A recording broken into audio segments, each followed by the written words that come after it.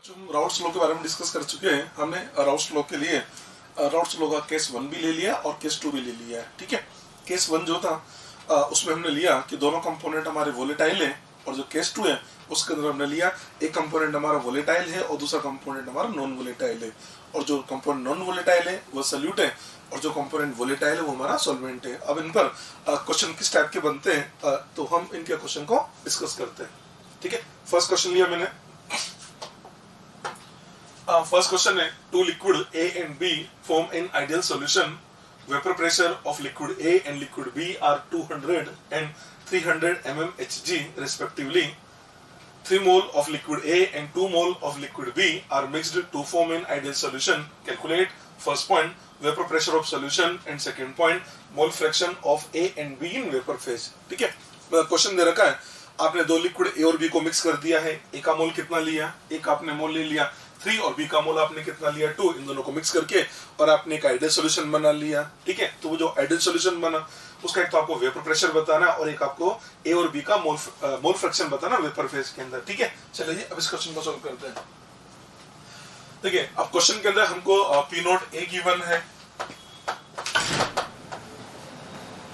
Question के अंदर दे रखा ना A का जो प्रेशर है वो, या ऐसा बोल सकते हैं A का प्रेशर दे रखा प्योर स्टेट के अंदर, मतलब P नोट A का वैल्यू हमारे पास दे रखा है। P नोट A हमारे पास है 200 mmHg, ये तो P नोट A आ गया। P नोट B की बात करें तो P नोट B जो है वो हमारे पास 300 mmHg, ये हमने 300 mmHg P नोट B ले लिया है। ठीक है, हमने A और B को मिला दिया। देखिए 3 mole of liquid A and 2 mole of liquid B, तो A का मोल फ्रैक्शन, A का मोल कितना लिया 3, B का मोल कितना लिया आपने 2, टोटल मोल तो हो गया 5। अगर हम A का मोल फ्रैक्शन निकाले XA, तो A का मोल फ्रैक्शन हमारे पास आ जाता है 3/5, और अगर हम B का मोल फ्रैक्शन निकाले XB तो हमारे पास आ जाता है 2/5। ठीक है, चलिए जी, फर्स्ट हमसे पूछा जा रहा है वेपर प्रेशर ऑफ सॉल्यूशन, इसका मतलब हमको PS निकालना है। तो PS इक्वल टू होता है PS equal to P note A XA plus P nought B XB, ये होगा P नोट A हमने लिया 200 XA की बात करें तो ये हो जाएगा भैया 3/5 प्लस P नोट B, ये है 300 इंटू XB की जगह लिख देते हैं हम 2/5। ठीक है,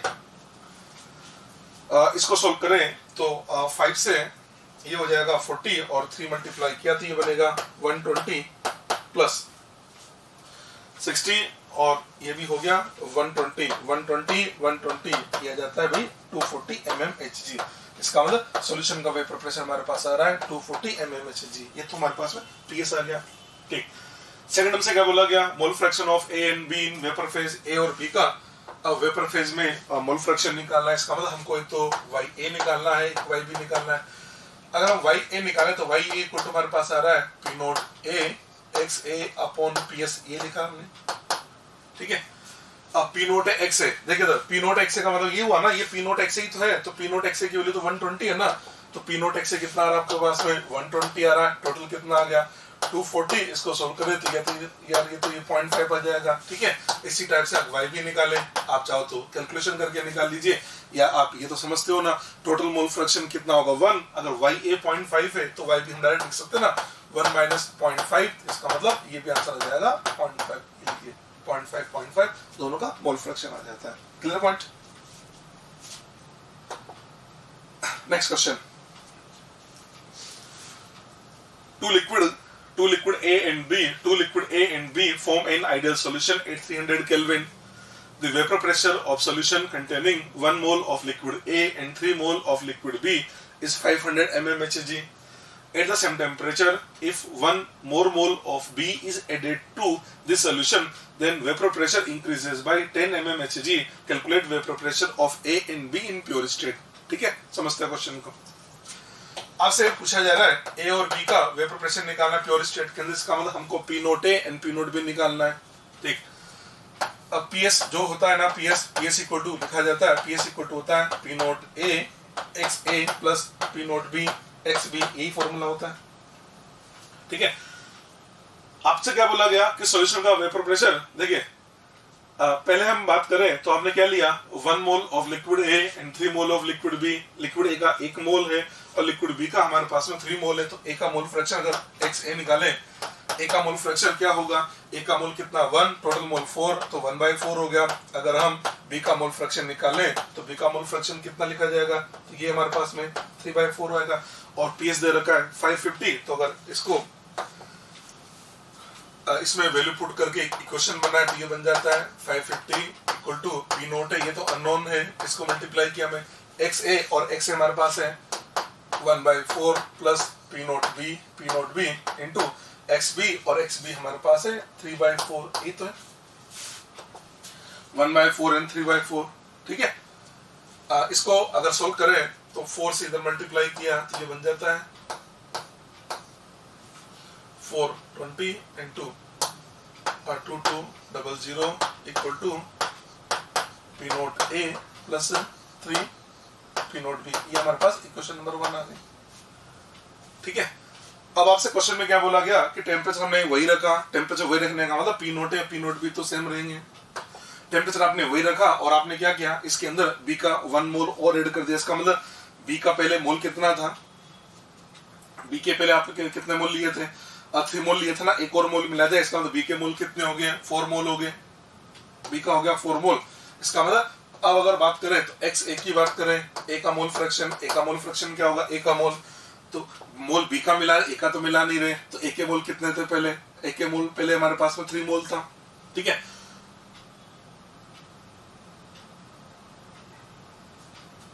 X B 3 mole of liquid है और 2 मोल ऑफ लिक्विड भी। ठीक है, पहले ए का कितना मोल था, ए का 3 मोल था और बी का कितना मोल था, वही 2 मोल था। अब इसने क्या काम किया, अब बी का एक और मोल मिला दिया, तो बी का मोल कितना बनेगा 3, बी का 3 मोल बनेगा और ए का भी 3 बनेगा, यानी टोटल मोल कितना हो जाएगा 6। तो ए का मोल फ्रैक्शन कैसे लिखे, ए के मोल 3 अपॉन टोटल मोल की जगह 6 लिख दिया जाएगा।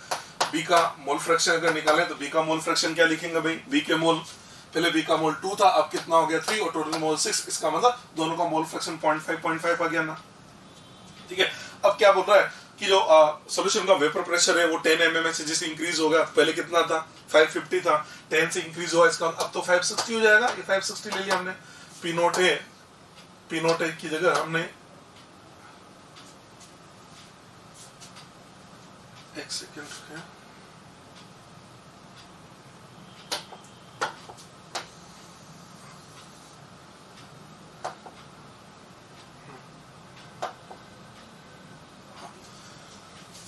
एक्स ए की बात करें तो एक्स ए हम जो लिख रहे थे ना एक्स ए क्या बनेगा हमारे पास में, तो एक्स ए बनेगा 3/6 का मतलब ये 0.5 हो गया, ये 0.5 पे एक्स बी बी कितना हो जाएगा, ये 0.5 हो जाएगा। ठीक है, 10 से इंक्रीज हुआ तो पहले 550 था, अब कितना हो जाएगा, 10 से इंक्रीज हुआ तो 560 equal to P note A into 0.5 plus P nought B into 0.5, ये लीजिए इसको से लिखा जा सकता है।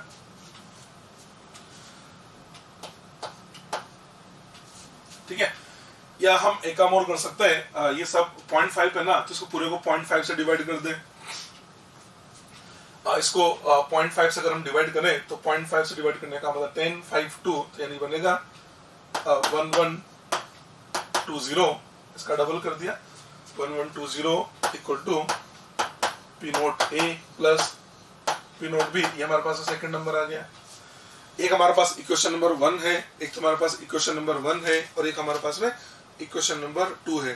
ठीक है, अब हमको 1 और 2 को सोल्व करके देखना है, तो 1 और 2 को सोल्व करके देखें तो देखिए आंसर क्या आता है हमारे पास में।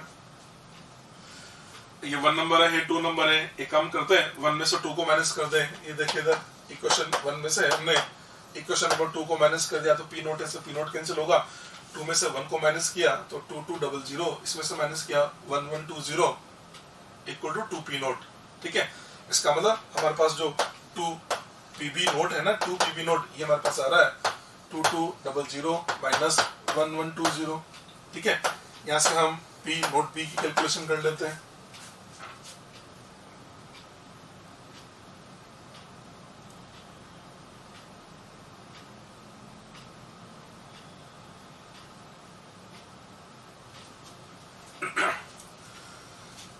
इसकी कैलकुलेशन करें तो हमारे पास आ जाता है 1080।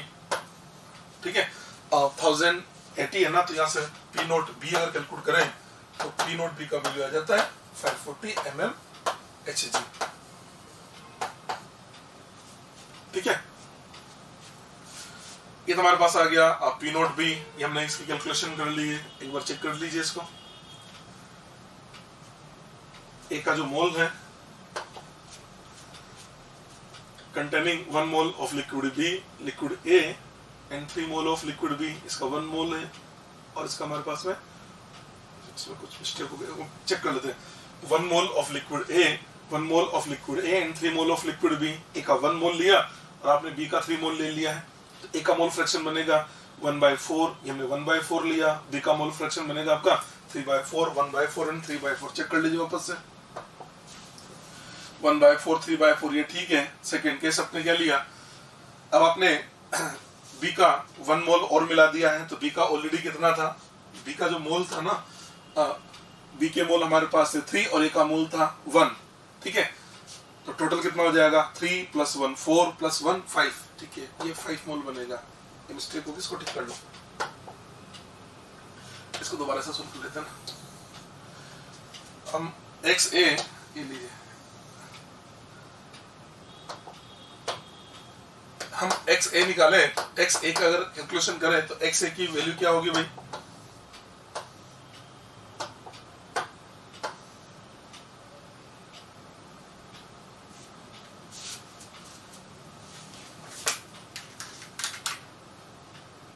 अब हम ए का मोल फ्रैक्शन देखें तो आपने क्या किया, बी का 1 मोल और ऐड कर दिया। बी का ऑलरेडी कितना मोल था, 3 मोल था, ए का 1 मोल था। अब हम बी का 1 मोल और मिला रहे हैं, तो बी के मोल कितने होंगे 4, ए का मोल कितना 1, तो ए का मोल फ्रैक्शन क्या लिखोगे 1/5 लिखोगे।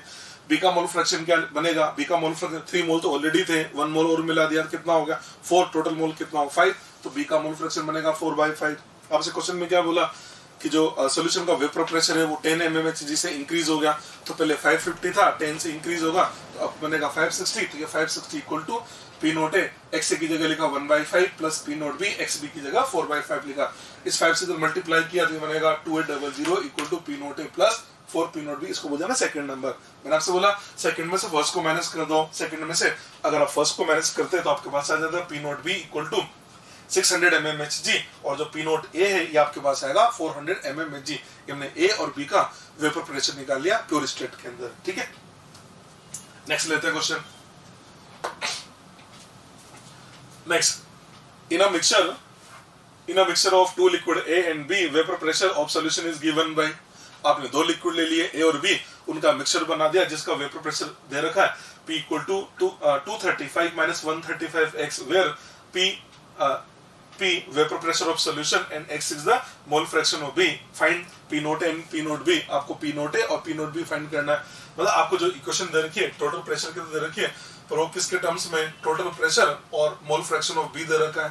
ठीक है, एक काम करते हैं, देखो इसका सॉल्यूशन को समझ लेते हैं। जो PS होता है, PS इक्वल टू आप लिखते हैं, PS इक्वल टू आपने लिखा P note A into XA plus P nought B into XB, ये होता है। ठीक है, इसको सोल्व करें। देखिए X क्या बोला इसमें, B का मोल फ्रैक्शन, इसका इसमें केवल मोल फ्रैक्शन B का ही ले रहा है, बाकी किसी का मोल फ्रैक्शन नहीं ले रहा। इसका मतलब एक काम करें ना, जो X है ना इसको भी 1 - X भी लिख देता हूँ। XA की जगह लिखा मैंने, इसको वैसे लिख देता हूँ P नोट है, XA की जगह लिखा मैंने 1 - XB plus P nought B into XB। इसको अगर देखें तो मेरे पास आ जाता है PS इक्वल टू आता है PS equal to P note A plus XB, और इसको लिखा जाएगा P nought B minus P note A। ये हमने ऐसा अरेंज कर दिया। अब मैं इसे कंपेयर करूंगा ना, तो इसको कंपेयर करने के लिए इसको मैं ऐसे अरेंज कर देता हूँ। मैं इसको ये भी लिख सकता हूँ PS equal to P note A, मैंने यहाँ माइनस कॉमन लिया, माइनस ऑफ XB, और इसको मैं लिख देता हूँ P note A minus P nought B। ये लीजिए, ये आ गया। ठीक है, हमने इस फॉर्मेट में अरेंज कर दिया है, और हमको जो क्वेश्चन में दे रखा है वो इसमें दे रखा है P इक्वल टू दे रखा है 235 माइनस ऑफ 135x, ये इसमें क्वेश्चन के अंदर दे रखा है। अब करना क्या है, इन दोनों को आपस में कंपेयर करना है। तो देखो उधर कंपेयर करना है, तो इसका मैं कंपेयर किया तो P नोट A की जगह तो दे रखा है 235। इससे मेरे को पता लग गया है कि जो P नोट A है, P नोट A इसका वैल्यू तो हमारे पास 235 mmHg आ गया। ये लीजिए तो पी नोट ए आ गया। और दूसरा बात करें P note A minus P nought B, इसकी जगह हमको दे रखा है 135, तो मैं तो भी लिख सकते हैं P note A minus P nought B equal to 135। यहां से अगर देखें तो जो P note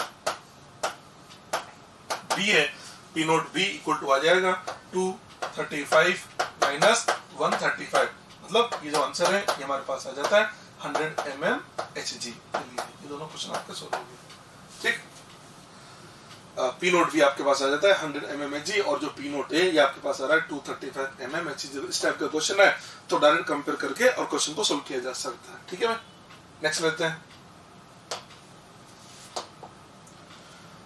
next, the vapor pressure of pure liquid A is 40 mmHg.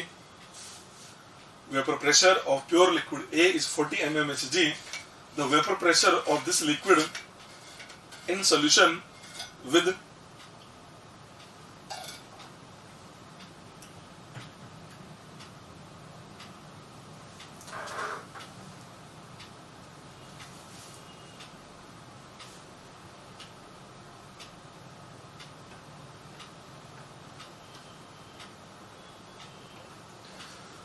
Question है vapor pressure of pure liquid A is 40 mmHg. The vapor pressure of this liquid in solution with B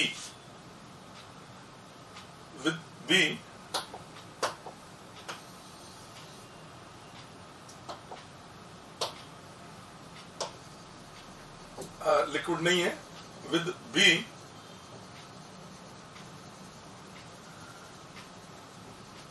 समझे question, ठीक है।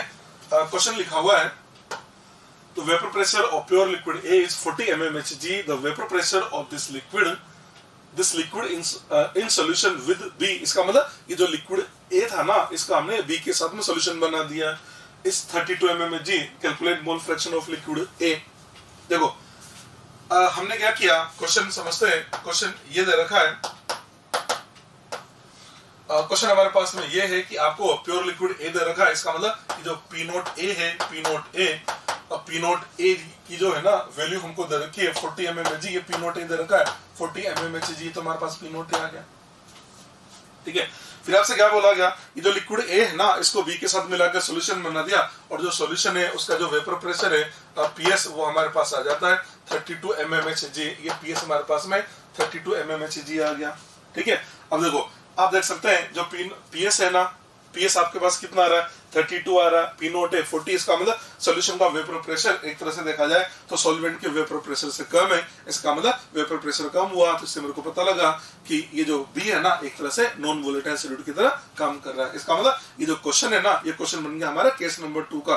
और case number 2 में क्या बोला था, case number 2 में जो बोला था ना आपसे कि जो पीएस होता है ना, पीएस इक्वल टू आता है पी नोट है इंटू एक्स। अब आप सोचते हो आपको कैसे पता लगा केस नंबर 2 है, तो यार इसका हिंट दे रखा है ना, सॉल्वेंट का वेपर प्रेशर 40 mmHg दे रखा है। इसके अंदर जैसे ही हमने बी मिलाया, बी मिलाने पर उसका वेपर प्रेशर कम हुआ, इससे मेरे को पता लगा वो नॉन वोलेटाइल है, ठीक है। तो पीएस, ठीक है। अब देखिए, अब पीएस की जगह हमने क्या रखा 32 रखा, 32 पी नोट ए को रख देते हैं हम 40 इंटू एक्स ए। यहाँ से एक्स ए की वैल्यू निकालें, एक्स ए हमारे पास आ जाता है 32 अपॉन 40, हमारे पास एक्स ए आ गया, ठीक है। इसको अगर सोल्व करें तो ये बन जाता है 0.8। एक्स हमारे पास आ जाएगा 0.8। एक्स का वैल्यू कितना आ रहा है, एक्स हमारे पास आ गया 0.8। आपसे क्वेश्चन में क्या पूछा जा रहा है, ए का मोल फ्रैक्शन, तो आंसर दे देंगे 0.8। इसका आंसर आ जाता है 0.8। Clear point. नेक्स्ट लेता question, what mass of non-volatile solute urea need to be dissolved in 100 gram of water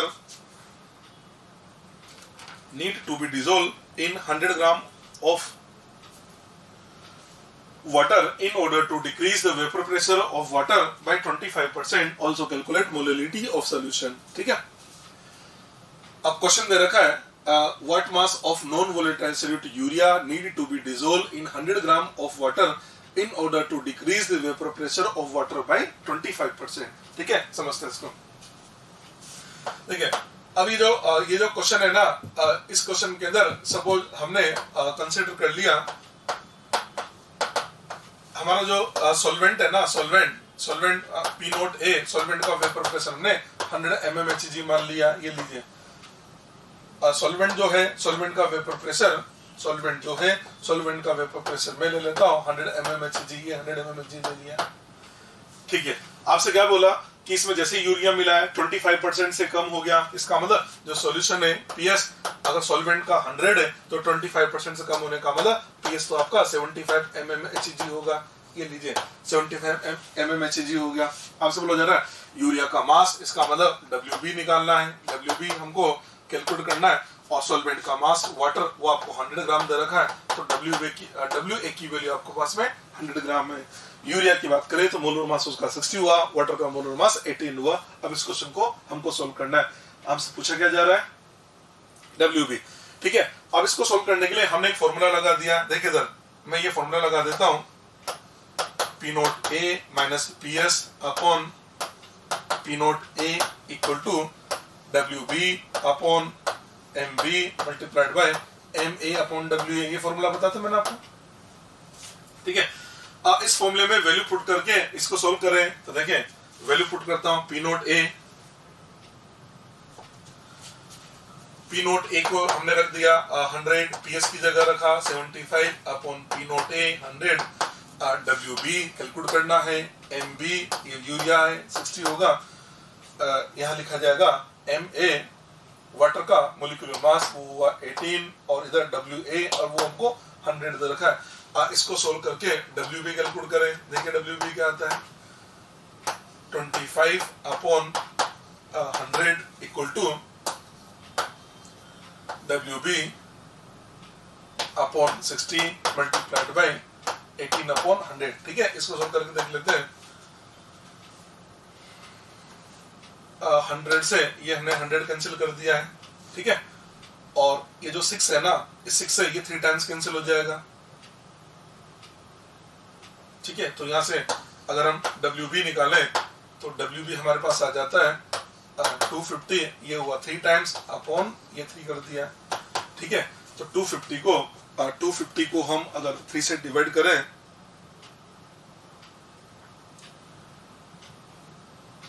और 250 डिवाइडेड बाय 3 ये हमको दे देता है 83.3 ग्राम। ठीक है, ये हमारे पास आंसर आ जाएगा इसका 83.3 ग्राम। ठीक है, अब देखो हमने इस क्वेश्चन को सोल्व करने के लिए ये वाला फॉर्मूला अप्लाई किया, आपको पता है ये जो फॉर्मूला है ना, ये मैंने आपसे बोला था ना upon P note A formula कब लगाना है, जब सॉल्यूशन हमारा डाइल्यूट हो। अगर सॉल्यूशन डाइल्यूट नहीं हो तो एक दूसरा फॉर्मूला बताया था ना, ये P note A minus PS upon PS equal to WB upon MB multiplied by MA upon WA। याद आ गया? इससे भी सॉल्व करके देखते हैं, देखो आंसर क्या देता है, फिर हम डिसाइड करेंगे। 100 minus 75 upon 75 equal to WB upon 60 multiplied by 18 upon 100। ठीक है, इसको सॉल्व करके देखते हैं। ये बनेगा 25 अपॉन 75, इसको मैं 1/3 लिख देता हूँ। 1/3 इक्वल टू WB अपॉन 1000, और ये 3 टाइम्स हो गया। इसको सोल्व करके यहाँ से हम अगर WB निकाले तो WB हमारा आ जाता है भैया 1000 अपॉन 9, 1000 अपॉन 9 कितने ग्राम आ जाएगा।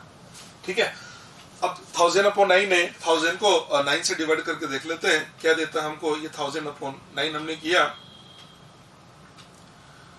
1000 अपॉन 9 करते हैं तो ये हमको दे देता है WB इक्वल टू 111.11 ग्राम। ठीक है, अब देखो हमने इस फॉर्मूले को लगा के जब सॉल्व किया तो आंसर हमारे पास में आंसर आ रहा है 111 ग्राम।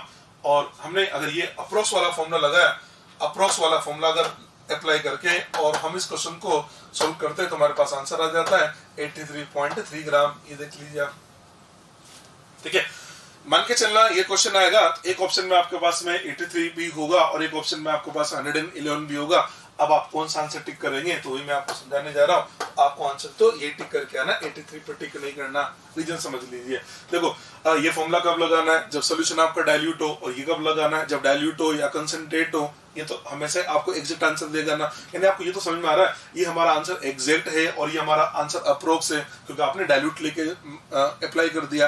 अब आप इसको समझना, आपने जो क्वेश्चन लिया, क्वेश्चन के अंदर वाटर कितना है, क्वेश्चन के अंदर वाटर आपका 100 ग्राम है, और अगर ये जो सोल्यूट का मास निकल के आ रहा है, अगर इसकी भी बात माने तो 83 ग्राम आ रहा है ना। सॉल्वेंट आपका 100 है और सोल्यूट अगर 83 है, तो यार 100 में 83 ग्राम ये कौन सा अप्रोक्स होता है यार, मतलब ये डाइल्यूट थोड़ी ना हुआ। 100 ग्राम वाटर के अंदर अगर मान लो ये भी मान लिया जाए एक बार के लिए, तो इसका मतलब 100 ग्राम वाटर के अंदर अगर 83 ग्राम यूरिया मिला रहे तो ये डाइल्यूट थोड़ी ना होगा। इसका मतलब आप तो डाइल्यूट का फॉर्मूला लगा के सोल्व कर रहे हो ना, इसका मतलब ये एकदम इनकरेक्ट है। तो इस टाइप के जब भी क्वेश्चन आए जिसके अंदर आपको सोल्यूट का मास निकालना हो, सॉल्वेंट का मास निकालना हो या मोलर मास निकालना हो, आप हमेशा यही फॉर्मूला अप्लाई करना। वो फॉर्मूला तो तभी काम में लेना जब हमसे रिलेटिव लोअरिंग की बात करें, क्योंकि जो रिलेटिव लोअरिंग होता है ना उसके अंदर नीचे पी नोट ए आता है, पीएस नहीं आता है। इसका मतलब जब भी इस टाइप के क्वेश्चन आते हैं, यूरिया का मास मतलब सोल्यूट का मास निकालना हो या सॉल्वेंट का मास निकालना हो या मोलर मास निकालना हो, इस टाइप के जितने भी क्वेश्चन आते हैं आप हमेशा अपॉन पीएस करके ही क्वेश्चन को सोल्व करेंगे। इसका आंसर हमको ये देना है, इसका आंसर 83 नहीं देना है। ये वाला क्वेश्चन बहुत इंपॉर्टेंट है, ठीक है, समझ में आ गई बात। नेक्स्ट क्वेश्चन बनाते हैं।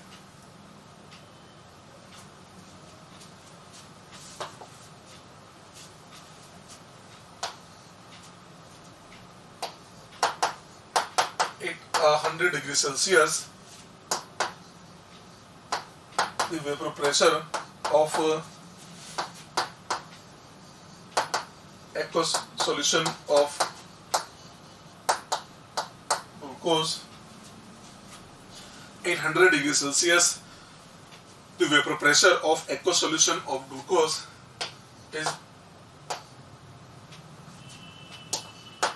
750 mm Hg, 750 mm Hg. Calculate first point relative lowering in vapor pressure, second point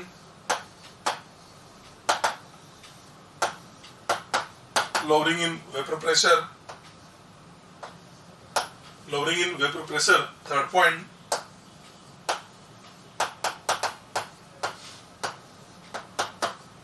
mole fraction, third point mole fraction of solute का mole fraction of solute, and fourth point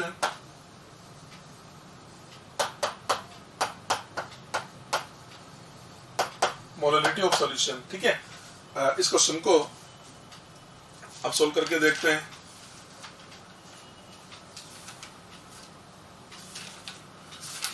ठीक है, देखिए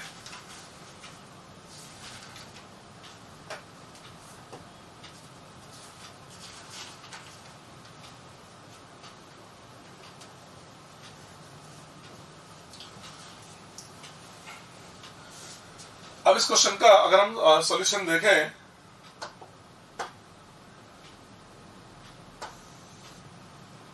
इसके solution पे बात कर लेते हैं। ठीक, देखो क्वेश्चन के अंदर एक को सॉल्यूशन दे रखा है। एक को सॉल्यूशन का मतलब ये तो कंफर्म होगा सॉल्वेंट हमारा वाटर है, और क्वेश्चन हमने बना दिया 100 डिग्री पर। आपको शायद याद होगा कि 100 डिग्री पर वाटर का वेपर प्रेशर 760 mmHg होता है। तो हम इसको देख लिख सकते हैं ना, ये हमारा जो पी नोट ए है, पी नोट ए आता है 760 mmHg, ये तो पी नोट आ गया है। क्वेश्चन में दे रखा है, क्वेश्चन दे नहीं रखा, 100 डिग्री दे रखा है, हमने डायरेक्ट लिख दिया। क्वेश्चन में देगा नहीं, ये आपको याद होना चाहिए कि 100 डिग्री पर वाटर का वेपर प्रेशर 760 mmHg होता है। चलिए, आपसे क्या बोला गया, 100 डिग्री पर जो एक्वस सॉल्यूशन है उसका वेपर प्रेशर दे रखा है। इसका मतलब हमको इसमें पीएस दे रखा है, और पीएस का वैल्यू दे रखा हमारे को 750 mmHg। ये लीजिए, ये हमको पीएस दे रखा है। ठीक है, अब हमसे जो पूछा जा रहा है उनकी बात करते हैं। फर्स्ट हमसे बोला जा रहा है relative lowering in vapour pressure. आप देखते चलें,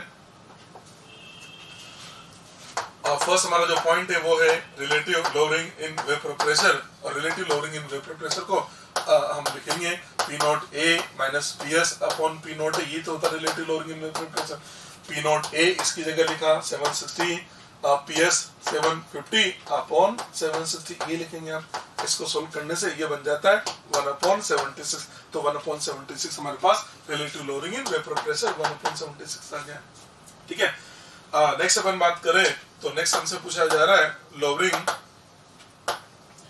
इन vapour pressure. Lowering in vapour pressure की बात करें तो लोअरिंग इन वेपर प्रेशर होता है P not A minus P S, ये तो लोअरिंग होता है ना। P नॉट ए ये 760, PS 750, तो सोल्व करें तो ये हमारे पास आ जाएगा 10 mmHg। 10 mmHg की हमारे पास लोअरिंग हो रही है और 1/76 की रिलेटिव लोअरिंग हो रही है। ये सेकंड पॉइंट भी आ गया आपका। थर्ड पॉइंट आपसे पूछा जा रहा है मोलिलिटी। थर्ड जो पॉइंट है ना वो आपसे क्या बोला गया, third point mole fraction of solute, mole fraction of solute. ठीक है, मेरा थर्ड जो पॉइंट है वो हमसे पूछ रहा है mole fraction of solute, solute का मोल फ्रैक्शन। इसका मतलब हमसे ये एक्स भी पूछ रहा है, एक्स भी कैलकुलेट करना है।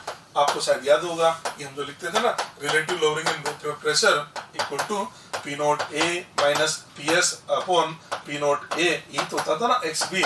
इसका मतलब एक तरह से देखा जाए एक्स बी हमारे पास आ जाएगा 1/76 के हमारे पास में एक्स बी निकल के आ गया, ये आ गया एक्स बी। ठीक है, फोर्थ पॉइंट पे चलते हैं। फोर्थ पॉइंट हमसे पूछ रहा है इसका मोलिलिटी। हमको मोलिलिटी निकालना है, ये लीजिए मोलिलिटी निकालना है। देखो आपके पास एक्स भी आ गया ना, एक्स भी आ गया तो आप एक्स ए भी लिख सकते हैं। आपको शायद याद होगा मैंने आपको बताया था कि जो X B upon X A होता है ना, X B upon X A, इसको आपने लिखा था N B upon N A, याद करिए। और एन बी को हम लिख सकते हैं ना W B upon M B into W A upon M A. यहाँ तक तो कोई दिक्कत नहीं है। मैंने काम किया, इसको 1000 से मैंने मल्टीप्लाई कर दिया और इसको मैंने 1000 से डिवाइड कर दिया। ये लीजिए 1000 से मल्टीप्लाई किया, 1000 से डिवाइड किया तो ये बन जाता है X B upon X A equal to, ये देखो ये लिखा ना W B upon M A into 1000 upon W A, ये तो बन जाता है हमारे पास है molality multiplied by M A upon 1000। ये लीजिए हमने फॉर्मूला बना लिया। ये फॉर्मूला मैं आपको पहले भी बता चुका हूँ, पर मैंने आपसे बोला फॉर्मूला याद करने की जरूरत नहीं है, अपने आप फॉर्मूला बन जाता है। एक्स बी अपॉन एक्स ए, देख सकते हैं आप एक्स बी जो है ना, एक्स बी आपके पास कितना है 1/76 है। अगर एक्स बी 1/76 है तो यहाँ से एक्स ए निकाले तो ये बन जाएगा 75/76। अरे टोटल 1 होता है ना, तो 1 माइनस किया तो 75/76 बन जाएगा। तो एक्स बी अपॉन एक्स ए, देखो एक्स बी अपॉन एक्स ए, एक्स बी की जगह लिखा आपने 1/76 और ये लिखा जाएगा, और एक्स ए 75/76, 76/75, ये लीजिए ये तो आ रहा है। मोलिलिटी हमको लेकर आना है एम ए का मतलब सॉल्वेंट का मोलर मास जो होता है 18/1000। चलिए जी यहाँ तक पहुंच गया। इससे इसको कैंसिल किया, आपको लाना क्या, आपको लाना है मोलिलिटी। तो मोलिलिटी क्या लिखा जाएगा, अच्छा 1000 अपॉन 18 55.5 होता है, तो इसका आंसर आ जाता है 55.5 अपॉन 75। ये लीजिए ये इस क्वेश्चन का आंसर आ जाता है। ठीक है, एक तो ये तरीका हो गया, आपने इस क्वेश्चन को मोलिलिटी ऐसे निकाल लिया। ठीक है, आप चाहो तो इसको मोलिलिटी को ऐसे भी निकाल सकते थे। याद है मैंने फॉर्मूला बताया था P naught A minus PS upon PS, exact वाला लगा रहा हूं मैं, तो P naught A minus PS upon PS equal to, ये लिखा था मैंने molality multiplied by MA upon 1000। यार ये तो लिखा था, याद आ गया। P नॉट ए की बात करें तो P नॉट ए तो कितना है आपके पास में 760 है, PS आपके पास में 750 upon 750 equal to molality multiplied by MA upon 1000, ये था फॉर्मूला। ठीक है, इसको देखें तो ये आ गया 1/75 equal to molality multiplied by 18 upon 1000, और बिल्कुल सेम वही तो आ रहा है ना 18 अपॉन 1000, यानी जो मोलिलिटी है वो हमारे पास आ जाता है 55.5 अपॉन 75। आप कैसे भी सोल्व कर लीजिए सेम आंसर आ जाएगा। तो इसका सेकंड मेथड भी आ गया। आप चाहे तो ऐसे बना लीजिए या आप चाहे तो ऐसे बना लीजिए, बात एक ही है। ठीक है, दोनों तरह से क्वेश्चन को सोल्व किया जा सकता है। ठीक है जी, ठीक है, नेक्स्ट क्वेश्चन बनाते हैं।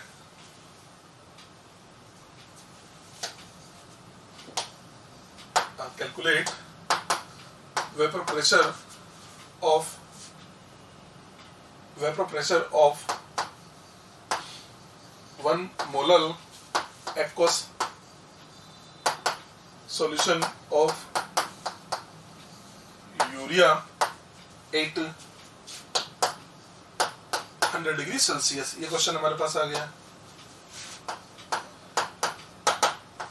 हमको क्वेश्चन दे रखा है 100 डिग्री सेल्सियस पर हमारे पास 1 मोलल यूरिया का एक्व सॉल्यूशन है और हमको इसके लिए वेपर प्रेशर बताना है। ठीक है,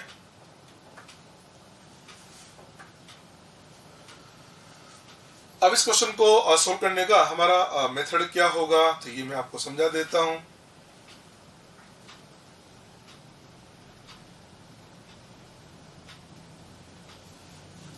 देखिए, पहली बात इसने बोला 100 mmHg का मतलब सॉरी 100 डिग्री सेल्सियस है, तो 100 डिग्री सेल्सियस का मतलब वाटर का वेपर प्रेशर इसने नहीं दे रखा, तो हम वो तो 760 mmHg ले लेंगे।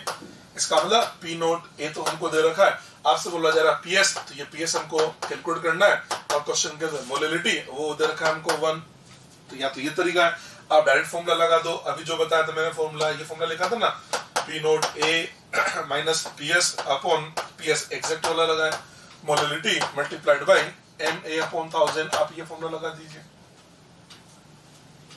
समझ पा रहे बात को? इस फॉर्मूले को देखें तो इस फॉर्मूले से सोल्व करें, P नोट है, इसकी जगह रखा मैंने 760 माइनस PS लाना है upon PS equal to molality दे रखा है 1 मल्टीप्लाइड बाय 18 अपॉन 1000, इसको लिख दिया जाता है 1 अपॉन 55.5, ये लीजिए तक पहुंच गया। क्रॉस मल्टीप्लाई करके सोल्व करके और इसको सोल्व करके भी हम यहाँ से PS निकाल सकते हैं, ये PS लाया जा सकता है, ये आपका PS आ जाएगा। ठीक है, एक तो आपके पास ये तरीका हो गया। ठीक है, इसी क्वेश्चन को सोल्व करने का मैं आपको सेकंड मेथड बता देता हूँ। आप ये तो समझते ही हैं, जो PS होता है PS equal to P note A into X, यही होता है ना, यही होता है। P नोट ए की बात करें तो P नोट ए कितना दे रखा हमको, 760 दे रखा। XA का मतलब क्या हुआ, XA का मतलब ये हुआ ना मोल फ्रैक्शन ऑफ सॉल्वेंट। अच्छा, मोलिलिटी कितना दे रखा है, देखो उधर मोलिलिटी दे रखा है हमको 1, तो मोलिलिटी 1 का मतलब क्या हुआ, 1 mole of solute present in 1000 gram of solvent.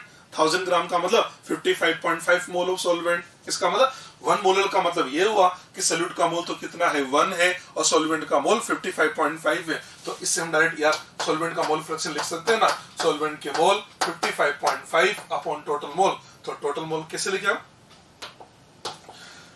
Total mole आप ऐसे लिखोगे ना, टोटल मोल क्या होगा, सॉल्वेंट का मोल, इसको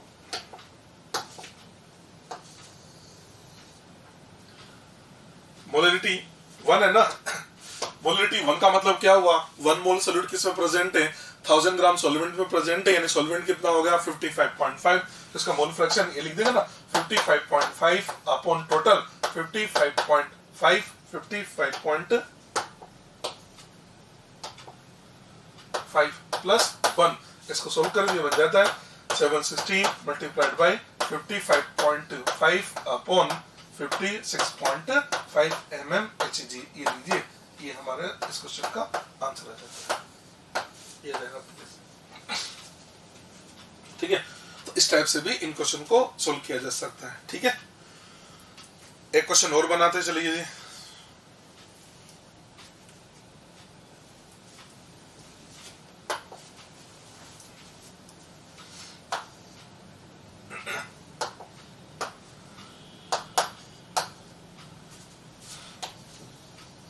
ग्राम of glucose and 34.2 gram of sucrose are dissolved in 100 gram of water. Calculate vapor pressure of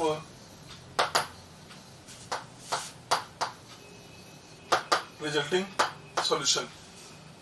vapour pressure of resulting solution, और आपको दे रखा है vapour pressure of pure water, vapour pressure of pure water is 30 mm Hg। ये question आ गया हमारे पास में, ठीक है।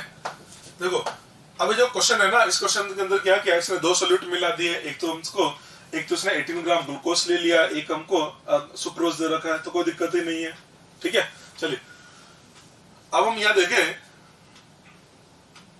100 ग्राम हमने वाटर ले लिया है, पीएस पूछा जा रहा है और आपको पी नोट दे रखा है, तो पीएस आपसे पूछ रहा है ना, तो आप सिंपल सा फॉर्मूला लगाएंगे, पीएस इक्वल टू आता है यार पी नोट इंटू एक्स, ये तो आता है ना, ठीक है। पी नोट है और वाटर का वेपर प्रेशर हमको दे रखा है इसने, ये 30, इसकी जगह हमने 30 रख दिया। एक्स का मतलब क्या हुआ, एक्स का मतलब मोल फ्रैक्शन ऑफ सॉल्वेंट। अब सॉल्वेंट का मोल फ्रैक्शन कैसे निकाले, तो देखो सॉल्वेंट का मोल इधर कैलकुलेशन कर लेता हूँ, सॉल्वेंट का मोल मतलब Na, सॉल्वेंट के मोल कितने हमारे पास में 100 ग्राम है, 100 को 18 से डिवाइड कर दिया, ये सॉल्वेंट का मोल आ गया। 100 ग्राम वाटर है ना, तो सॉल्वेंट का मोल तो क्या हुआ 100/18 हुआ, 1000/18 55.5 होता है, ये बन जाएगा 5.55, ये सॉल्वेंट का मोल आ गया। अगर हम सोल्यूट के मोल निकालें XB NB, सोल्यूट का मोल क्या होगा, तो सोल्यूट क्या हमारे पास, तो ग्लूकोज है 18 ग्राम, 18/180 प्लस 34.2/342, इसको सोल्व करें 0.1 ये 0.2 आ जाएगा हमारे पास में। तो यहाँ से हमको एक्स है मोल फ्रैक्शन ऑफ सॉल्वेंट निकालना, एक्स है तो वो लिखा जाएगा 5.55 डिवाइडेड बाय 5.55 प्लस 0.2, इसको सोल्व कर दिया बन जाता है 5.55 डिवाइडेड बाय 5.75, यहाँ तक पहुंच गए अपन, ठीक है। तो एक्स की जगह हम रख देंगे 5.55 डिवाइडेड बाय 5.75, ये लीजिए, ये हमारा इस क्वेश्चन का आंसर आ जाता है, ये आ गया, ये पीएस आ गया। पहला ये जो क्वेश्चन है ना, इसके अंदर हमने क्या किया, सोल्यूट ग्लूकोज और सुक्रोज ले रखा, दो सोल्यूट है एक सॉल्वेंट है, इसको बोलते हैं टर्नरी सॉल्यूशन। तभी क्वेश्चन बनाए थे ना, उसमें क्या कर रहा था, मैं एक सॉल्वेंट ले रहा था एक सोल्यूट ले रहा था, जब एक सॉल्वेंट हो एक सोल्यूट हो उसको बोलते बाइनरी सॉल्यूशन। बाइनरी सॉल्यूशन आपने इसके अंदर दो सोल्यूट एक सॉल्वेंट लिया तो ये बनेगा टर्नरी, आप तीन सोल्यूट आप इसमें यूरिया और मिला देते तो इसका मतलब कितने कंपोनेंट होते हैं, तीन तो सोल्यूट हुआ एक सॉल्वेंट हुआ, इसको बोल दिया जाता है क्वाटरनरी सॉल्यूशन। इसका मतलब सॉल्यूशन के जो कंपोनेंट है ना, इसके बेसिस पे इसका नोमेनक्लेचर भी कर दिया जाता है। एक होता है बाइनरी सॉल्यूशन, बाइनरी का मतलब एक सोल्यूट एक सॉल्वेंट, एक होता है टर्नरी एक सॉल्वेंट दो सोल्यूट, एक क्वाटरनरी का मतलब एक सॉल्वेंट एंड तीन सोल्यूट। और इस बात का ध्यान रखना, सॉल्यूशन के अंदर सॉल्वेंट हमेशा एक होता है, सोल्यूट एक से ज्यादा हो सकते हैं। जैसे ये दोनों सोल्यूट है और ये हमारा सॉल्वेंट, सॉल्वेंट हमेशा एक ही होता है, सॉल्वेंट एक से ज्यादा सॉल्यूशन में नहीं हो सकते, हाँ सोल्यूट एक से ज्यादा फिजिबल है, ठीक है। इस टाइप से इस क्वेश्चन को भी सोल्व कर लिया जाता है, ठीक है। आगे समझ में भी एक क्वेश्चन और करते हैं सोल्व करने के लिए।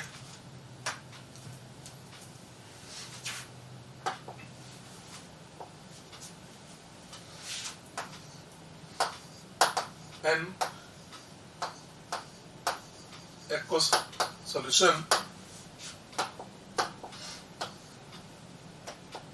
an aqueous solution containing an aqueous solution containing 28% by mass of liquid A, 28% of by mass of liquid A, और जो लिक्विड A है इस लिक्विड A का मोलर मास हमको गिवन है 140 has a vapor pressure of 160 mm Hg, vapor pressure of 160 mm Hg. Find vapor pressure of pure liquid A, ठीक है। vapor pressure of water is 150 mm Hg। समझ लेते हैं question को, ठीक है। ये वाला क्वेश्चन भी बहुत अच्छा क्वेश्चन है। देखो क्वेश्चन ये दे रखा एक एक्वस सॉल्यूशन है जिसके अंदर यानी एक तरह से बोल रहा है कि लिक्विड ए को हमने वाटर में मिला के एक सॉल्यूशन बना लिया। ये तो बोला ना एन एक्व सॉल्यूशन का सॉल्वेंट वाटर है और aqueous solution 28% by mass of liquid A. इसका मतलब ये कहना चाह रहा है आपने एक लिक्विड ए लिया, उस लिक्विड ए और उस लिक्विड ए को आपने वाटर में मिलाकर सॉल्यूशन बना लिया तो लिक्विड है, इसका मतलब वो भी वोलेटाइल है, वाटर वो भी वोलेटाइल है। इसका ये क्वेश्चन तो वो बन गया जिसके अंदर दोनों ही कंपोनेंट हमारे वोलेटाइल है। तो हम इसमें फॉर्मूला क्या लगाएंगे, फॉर्मूला लगा देंगे ना, पीएस इक्वल टू होता है P note A X A plus P nought B X B. यही तो है यार, समझ में आ रही बात। अब ये जो क्वेश्चन है ना, इस क्वेश्चन के अंदर ये लिक्विड ए है, ये लिक्विड ए को तो ए लेना पड़ेगा ना लिक्विड ए, और जो वाटर है ना वाटर, इस वाटर को मैं बी मान के इस क्वेश्चन को सोल्व कर रहा हूं। ये लीजिए, ये बी मान लिया है, समझना। एन एक्व सॉल्यूशन कंटेनिंग, ठीक है। अब हमको इनके मोल फ्रैक्शन वगैरह की जरूरत पड़ेगी तो थोड़ी सी समझ लेते हैं। 28% by mass of liquid A दे रखा है, 28% by mass of liquid A दे रखा है। इसका मतलब ये हुआ 28 gram liquid A in 28 gram liquid A in 100 gram solution आपका 100 ग्राम होगा। अगर वाटर की बात करें तो वाटर बनेगा इसमें 72। ये लीजिए, ये मतलब हो गया इसका 72 ग्राम वाटर, ठीक है। वाटर हमारा 72 हो गया। हमको मोल फ्रैक्शन निकालना है, तो मोल फ्रैक्शन निकालने की बात करें तो मोल फ्रैक्शन कैसे निकलेगा भाई, देखो मोल फ्रैक्शन निकाला तो इनके मोल निकाल लेते हैं। तो ए के मोल कितने हुए, देखो इधर ए के मोल एन ए, अगर एन ए का मोल लिखा जाए तो इसका मास कितना गिवन है 28 को डिवाइड करें, इसका मोलर मास दे रखा हमको 140, ठीक है। तो ये बनता है 0.2, ए का मोल हमारे पास 0.2 आ गया, ठीक है। ये तो बना 0.2। अगर हम बी के मोल निकालना चाहें, बी के मोल, तो बी का मोल कितना आ रहा है, ये 72 को 18 से डिवाइड करो, बी का मोल आपके पास में ये 4 आ जाता है, बी का मोल बनेगा 4, ठीक है। इससे हम ए का मोल फ्रैक्शन भी निकाल सकते हैं, बी का मोल फ्रैक्शन भी निकाल सकते हैं। तो फॉर्मूले में रखें तो देखिए इधर पीएस, क्वेश्चन के अंदर आपको क्या दे रखा है, वेपर प्रेशर दे रखा है, पीएस की जगह रखा हमने 160, ये 160 हमने रख दिया है, equal to P note A. P note A तो हमको क्वेश्चन के अंदर कैलकुलेट ही करना है, तो पी नोट ए तो हमको निकालना ही है, P note A into X A की जगह रखा जाएगा ए का मोल फ्रैक्शन, ए के मोल अपॉन टोटल मोल। ए का मोल कितना है, ये हमारे पास दे रखा है 0.2 अपॉन टोटल, ये 4.2 हो गया, प्लस पी नोट बी और वाटर का ये हमको दे रखा है 150, ये 150 हमने ले लिया है, और अपॉन 4.2 यहाँ तक हम पहुंच गए, ठीक है। इसको सोल्व करके देखें, ये हमारी स्टेप आई थी 160 equal to P note A into 0.2 upon 4.2 plus 150 into 4 upon 4.2। इसको मेरे को सोल्व करना था, मैंने 4.2 से इधर मल्टीप्लाई कर दिया, तो 160 into 4.2 equal to 0.2 into P note A plus 150 को 4 से मल्टीप्लाई किया तो 600, ये 600 कर दिया। 160 इंटू 4.2 ये हमको देगा 672 equal to 0.2 into P note A plus 600 को इधर शिफ्ट कर दिया, तो 672 माइनस 600 ये बनता है आपका 72। तो P naught equal to 72 upon 0.2, 72 upon 0.2, इसको सोल्व करें तो हमारा आंसर आ जाता है 360 mmHg। इसका मतलब जो आपका प्योर लिक्विड ए है इसका वेपर प्रेशर आ रहा है 360 mmHg, ठीक है। ओके, नेक्स्ट हम डिस्कस कर रहे हैं आपसे ideal and non ideal solution. आपने देखा हमने पिछली क्लास में जो क्वेश्चन बनाए थे उसमें बोले थे हमने 2 liquid A and B form an ideal solution type के क्वेश्चन बनाए थे, तो उस समय आपने सोचा भी होगा कि आइडियल सॉल्यूशन है क्या। तो आज हम वही डिस्कस कर रहे हैं ideal and non ideal solution होते क्या है बेसिकली, ठीक है। चलिए जी, फर्स्ट हम बात करें आइडियल एंड नॉन आइडियल के लिए। आइडियल एंड नॉन आइडियल इसको हम बेसिकली टेबुलर फॉर्म में कंपेयर कर रहे हैं, ये मैंने टेबुलर फॉर्म में कंपेयर किया इसको ideal and non ideal solution. Ideal solution का मतलब क्या है वो समझना। जैसे आपने क्या किया, आपने 2 लिक्विड लिए, आपने लिक्विड ए लिया और एक आपने लिक्विड बी लिया। आप लिक्विड ए ले रहे हैं, आप लिक्विड बी ले रहे हैं, दोनों लिक्विड को मिला रहे हैं। दोनों लिक्विड को मिलाने पर वो आइडियल सॉल्यूशन बनाएंगे या नहीं बनाएंगे उसके लिए कुछ बेसिक रिक्वायरमेंट है। हमें से बहुत से आपने 2 लिक्विड ए और बी को मिक्स कर दिया, तो मिक्स करने के बाद में वो आपने 2 लिक्विड ए और बी को मिलाया ना, तो हमें बोलते हैं अगर आप 2 लिक्विड ए और बी को मिला रहे हैं तो दोनों लिक्विड जो है वो राउल्ट्स लॉ को अगर फॉलो करते हैं आप उसकी कंसेंट्रेशन कुछ भी रखें या टेम्परेचर कुछ भी रखें, अगर वो सभी टेम्परेचर और कंसेंट्रेशन पर राउट लॉ को फॉलो करते हैं, इसका मतलब वो एक आइडियल सोल्यूशन है। तो आइडियल सोल्यूशन की डेफिनेशन की दी जाती है, अ solution which obeys Raoult's law exactly at all concentration and at all temperature is known as ideal solution. Ideal solution किसे बोलते हैं? एक ऐसा सोल्यूशन जो आप कोई भी कंसेंट्रेशन रखें या उसका कोई भी टेम्परेचर रखें, उस पे वो राउट्स लॉ को फॉलो करें, that is the ideal solution. अब आप कहेंगे राउट्स लॉ क्या होता है? तो राउट्स लॉ मैंने बताया था ना आपको, राउट्स लॉ बताया था ना कि जैसे कोई गैसेस आपने एक मोर देन 2 लिक्विड का एक मिक्सचर बना दिया, तो एक जो कंपोनेंट है उसका जो पार्शियल वेपर प्रेशर है वो उस कंपोनेंट के प्योर स्टेट का वेपर प्रेशर और उसकी जो लिक्विड स्टेट में जो मोल फ्रैक्शन उसके मल्टीपल की इक्वल होता है। हमने बोला भी था ना कि जो पीए होता है ना, पीए इक्वल टू होता है पी नॉट इनटू एक्स है, वो राउट लॉ होता है। ठीक है, अब आपने क्या किया, 2 लिक्विड ए और बी मिला दिए। ठीक है, आपने एक लिक्विड ए लिया और एक लिक्विड बी लिया। ए लिक्विड लिया तो उसके अंदर ए मॉलिक्यूल होंगे, बी लिक्विड के अंदर बी मॉलिक्यूल होंगे। जब ए और बी दोनों को मिला देंगे तो उसके अंदर ए मॉलिक्यूल भी होगा। देखो, जब लिक्विड ए है तो उसके अंदर ए टाइप के मॉलिक्यूल होंगे, तो बोलेंगे उसमें फोर्स लगेगा ए इंटरेक्शन।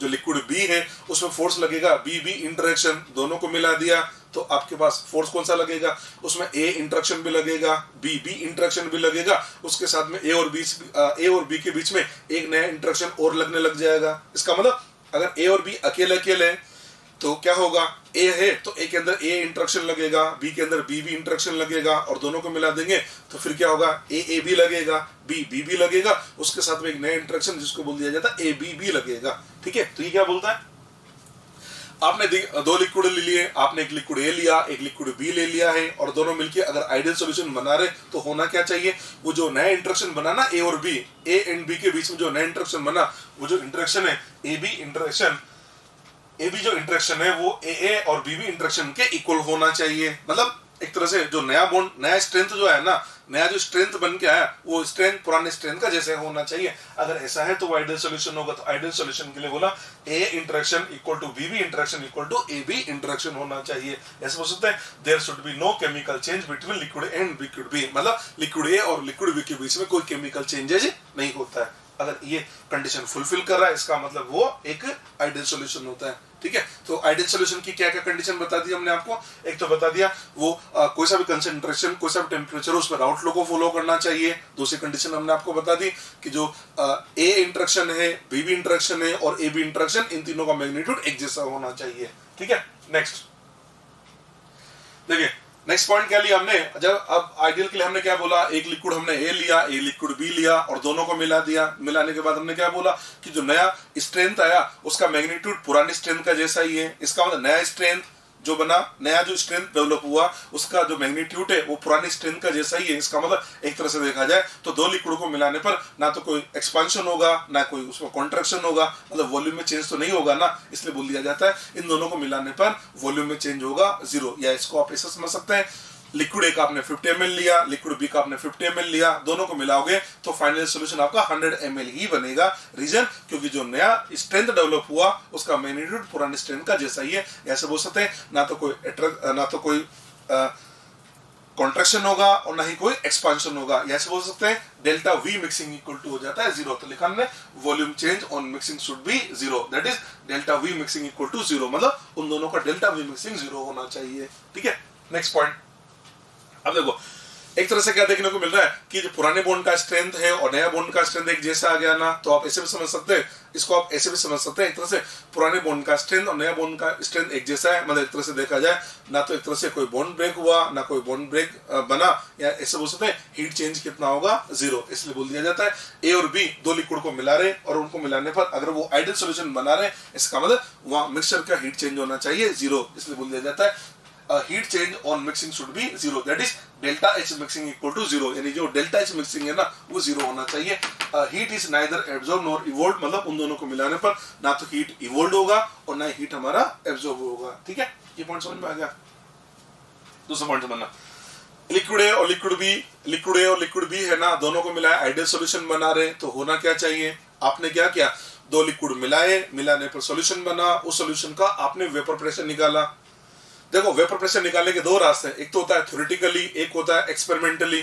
तो आपने जो एक्सपेरिमेंटली वेपर प्रेशर निकाला उसको बोलते थे एक्सपेरिमेंटल या उसका ऑब्जर्व वेपर प्रेशर, और जो थ्योरेटिकली निकालते उसको बोलते हैं राउल्ट सोल्यूशन निकाल लिया आपने। तो आपने 2 लिक्विड ए और बी मिला दिए, आपने 2 लिक्विड ए और बी मिला दिए ना, ए और बी 2 लिक्विड मिला दिए। एक तो आपने राउल्ट लॉ लगा के और उसका वेपर प्रेशर निकाले उसको बोलेंगे थ्योरेटिकली, एक आपने एक्सपेरिमेंट के थ्रू उसका वेपर प्रेशर निकाला उसको बोलते हैं एक्सपेरिमेंटल वेपर प्रेशर, ऐसे बोल दिया जाता है ऑब्जर्व वेपर प्रेशर। तो हम क्या देखते हैं, अगर ए और बी आइडियल सॉल्यूशन बना रहे तो आप चाहे उसका वेपर प्रेशर राउल्ट सॉल्यूशन निकाले या आप उसका वेपर प्रेशर ऑब्जर्वेशन से निकाले या एक्सपेरिमेंट से निकाले, दोनों का वेपर प्रेशर सेम आता है, इसलिए बोल दिया जाता है observe vapour pressure equal to calculated vapour pressure. मतलब आपने जो ऑब्जर्व किया और जो कैलकुलेशन से आया दोनों वेपर प्रेशर सेम होंगे क्योंकि ये राउल्ट को फॉलो करता है। ठीक है, अगर मान लो ऑब्जर्व वेपर प्रेशर और कैलकुलेटेड वेपर प्रेशर सेम है तो यार ऑब्जर्व बॉइलिंग पॉइंट और थ्योरेटिकल बॉइलिंग पॉइंट भी फिर सेम होगा। तो नेक्स्ट पॉइंट लिखा हमने ऑब्जर्व बॉइलिंग पॉइंट और कैलकुलेटेड बॉइलिंग पॉइंट भी इसका सेम होगा। ठीक है, नेक्स्ट पॉइंट, आपने ए और बी 2 लिक्विड को मिला दिया ना, ए और बी 2 लिक्विड को मिला दिया, 2 लिक्विड मिला है, इसका मतलब एक तरह से हो क्या रहा है, आपने मिक्सचर बना दिया, मिक्सचर बनाया और मिक्सचर में तो रेंडमनेस बढ़ती है ना, इसलिए बोल दिया जाता है कि आप ए और बी 2 लिक्विड को मिला रहे हो, आइडियल सॉल्यूशन बना रहे तो रेंडमनेस बढ़ेगी, इसका मतलब डेल्टा एस मिक्सिंग होता है greater than 0, delta S mixing greater than 0। ठीक है, नेक्स्ट पॉइंट, आपने 2 लिक्विड ए और बी को मिलाया तो मिलाने पर आइडियल सॉल्यूशन का बनना एक स्पॉन्टेनियस फिनोमेना होता है। 2 लिक्विड ए और बी को मिलाने पर आपने कुछ नहीं किया, आइडियल सॉल्यूशन बनेगा तो एक स्पॉन्टेनियस फिनोमेना है, इसका मतलब इसका डेल्टा जी मिक्सिंग होता है नेगेटिव। आप जानते हैं ना स्पॉन्टेनियस प्रोसेस के लिए डेल्टा जी मिक्सिंग नेगेटिव होता है, तो इसलिए बोल दिया 8 पॉइंट डेल्टा जी मिक्सिंग या बोल सकते हैं डेल्टा जी नेगेटिव होगा, डेल्टा जी लेस देन 0 होता है। ये जो 8 पॉइंट है ना, ये सारी कंडीशन किसके लिए, ये सारी कंडीशन है आइडियल सॉल्यूशन के लिए। ठीक है, ये मैंने आपको आइडियल सॉल्यूशन के बारे में बताया। एग्जांपल अभी डिस्कस कर लेंगे आपसे। चलिए, ये तो हमने बात करी आपसे आइडियल सॉल्यूशन के बारे में, अब हम आपको नॉन आइडियल के बारे में समझाते हैं। नॉन आइडियल, अब नॉन आइडियल किससे बोला हमने, जो राउट्स को फॉलो करेगा वो आइडियल सॉल्यूशन कहलाएगा। तो नॉन आइडियल की डेफिनेशन क्या देंगे, जो राउट्स लॉ को फॉलो नहीं करेगा वो नॉन आइडियल सॉल्यूशन बनेगा। तो नॉन आइडियल सॉल्यूशन की बात करें, नॉन आइडियल सॉल्यूशन क्या हुआ, जो राउट्स लॉ को फॉलो नहीं करेगा वो नॉन आइडियल सॉल्यूशन बनेगा। अब राउट्स लॉ को फॉलो नहीं करने का क्या मतलब है, समझना, आपने 2 लिक्विड ए और बी मिला है ना, 2 लिक्विड ए और बी मिला है, तो 2 लिक्विड ए और बी को मिलाने पर आपने राउट्स लॉ से उसका वेपर प्रेशर निकाल लिया। एक आपने एक्सपेरिमेंट से वेपर प्रेशर निकाला, जो एक्सपेरिमेंट से वेपर प्रेशर निकालते हैं उसको बोलते हैं हम ऑब्जर्व्ड वेपर प्रेशर, और जो राउट्स लॉ से कैलकुलेशन से निकालते हैं उसको बोलते हैं थ्योरेटिकल वेपर प्रेशर। तो होगा क्या, आपने थ्योरेटिकली राउट्स लॉ से उसका वेपर प्रेशर निकाल लिया, एक आपने एक्सपेरिमेंट से ऑब्जर्वेशन से उसका वेपर प्रेशर निकाला, तो होगा क्या, अगर वो राउट को फॉलो नहीं कर रहा तो हम बोलेंगे हमें जो ऑब्जर्व्ड वेपर प्रेशर मिलेगा वो या तो थ्योरेटिकल से ज्यादा मिलेगा या थ्योरेटिकल से कम मिलेगा। अरे यार, या तो इक्वल मिलेगा तो आइडियल बनेगा, और नॉन आइडियल का मतलब नॉट इक्वल टू होगा ना।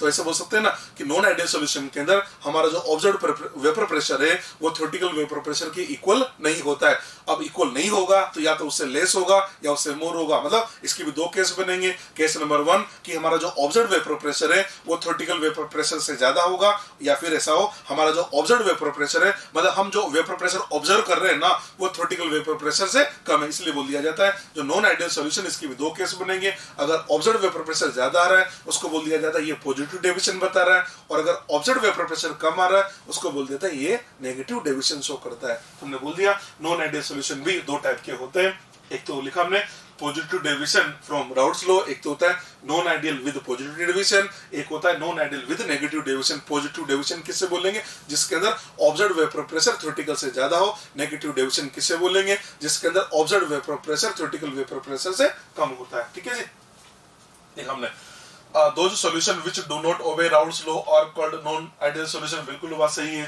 those solution which do not obey Raoult's law known as non-ideal solution, ये तो डेफिनेशन बता दी। चले जी, अब हम समझाएंगे पॉजिटिव किससे बोल रहे हैं और नेगेटिव किससे बोल रहे हैं।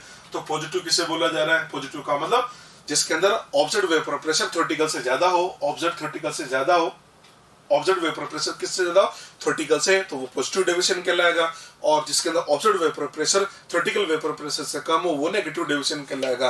अब इसको समझना, आपने 2 लिक्विड ए और बी लिया, दोनों को मिला दिया, समझना 2 लिक्विड ए और बी लिया, दोनों को मिला दिया, दोनों को मिलाने पर आपने क्या देखा, उन दोनों को मिलाने पर जो नया स्ट्रेंथ था बना ए और बी, वो जो स्ट्रेंथ है वो ए और बी स्ट्रेंथ के कंपैरिजन में अगर वीक है, मतलब जो नया बोन बना ना, वो जो नया स्ट्रेंथ बना वो स्ट्रेंथ ए स्ट्रेंथ और बीबी स्ट्रेंथ के कंपैरिजन में अगर वीक है, अगर नया स्ट्रेंथ अगर वीक है, इसका मतलब वो मिलाने पर वेपर में जाने की टेंडेंसी ज्यादा होगी, तो आप बोलेंगे ऑब्जर्व्ड वेपर प्रेशर हमको ज्यादा मिलेगा। तो ऑब्जर्व्ड वेपर प्रेशर ज्यादा कब मिलेगा? जब ए बी इंटरेक्शन ए और बीबी इंटरेक्शन से वीक हो। ठीक है, नेक्स्ट पॉइंट क्या लिखा हमने? In this solution AB interaction are less than AA और BB इंटरेक्शन। मतलब नया जो स्ट्रेंथ बना अगर वो वीक है तो ऑब्वियस सी बात है वेपर में जाने की टेंडेंसी ज्यादा होगी, तो ऑब्जर्व्ड वेपर प्रेशर भी ज्यादा मिलेगा, इसलिए उसको बोल दिया जाता है पॉजिटिव डेविएशन। नेगेटिव डेविएशन में क्या होगा? आपने दो लिक्विड ए और बी को मिला दिया ना, तो मिलाने पर जो नया स्ट्रेंथ डेवलप हुआ ए और बी के बीच में, अगर वो स्ट्रेंथ स्ट्रॉन्ग है, इसका मतलब उन लिक्विड के अब वेपर में जाने की टेंडेंसी कम होगी, तो observed vapour pressure theoretical vapour pressure से कम होगा, उसको बोल दिया जाता है नेगेटिव डेविएशन। लिखा हमने in this solution AB interaction are stronger than AA and BB molecular interaction. समझ में आ गई बात?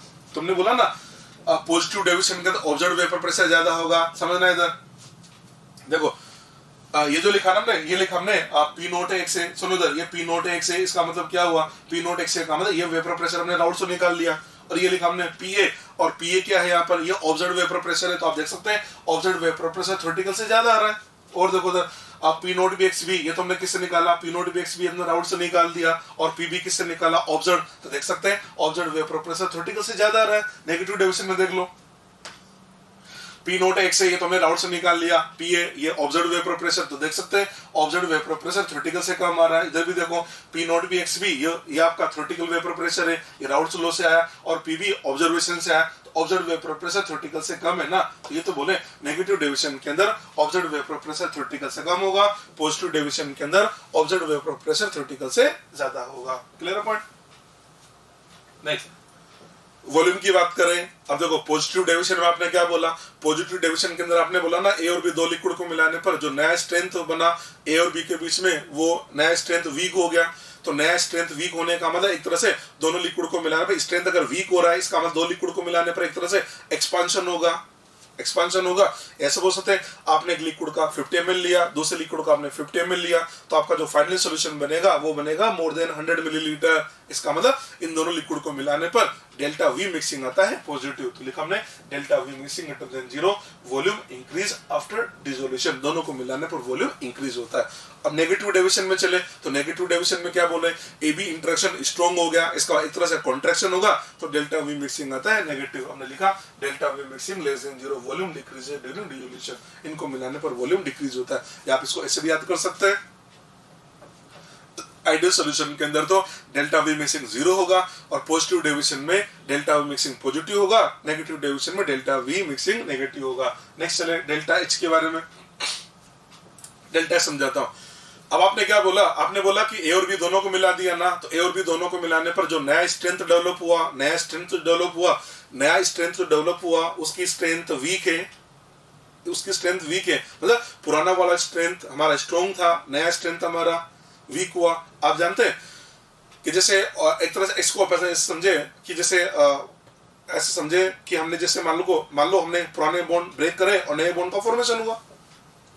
अब रिएक्शन में ये तो होता ना यार, आप ऐसा अब इसको रिएक्शन के थ्रू ऐसे समझ लेते हैं भाई केमिकल रिएक्शन में होता क्या, ओल्ड बॉन्ड ब्रेक होते हैं, न्यू बॉन्ड का फॉर्मेशन होता है। बॉन्ड अगर ब्रेक होता है तो उसको ब्रेक करने के लिए एनर्जी देनी होती है, बॉन्ड का अगर फॉर्मेशन होगा तो एनर्जी रिलीज होती है। तो आप इसको समझिए कि जो नया स्ट्रेंथ आया ना वो वीक है, इसका मतलब एक तरह से ये हुआ कि वीक नया बॉन्ड एक तरह से वीक बना, तो अगर वीक बनेगा तो हीट कम निकलेगी, यानी इसका मतलब पुराने बॉन्ड स्ट्रॉन्ग थे, मतलब हमने तोड़ने के लिए हीट ज्यादा दी और इवोल्ड कम हो रही है। इसका मतलब समझा कि आप मोर हीट सप्लाई कर रहे हो और लेस इवोल्ड हो रही है, तो इसका मतलब अल्टीमेटली ये तो एंडोथर्मिक ही होगा ना।